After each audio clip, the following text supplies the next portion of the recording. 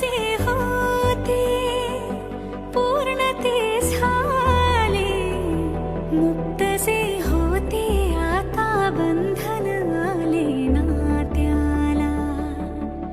वचनाचे अर्थ मी, बंधन हे सार्थ मी, अर्धांगी समजूनी संपूर्ण पाळले. सुख कळले कळले सुख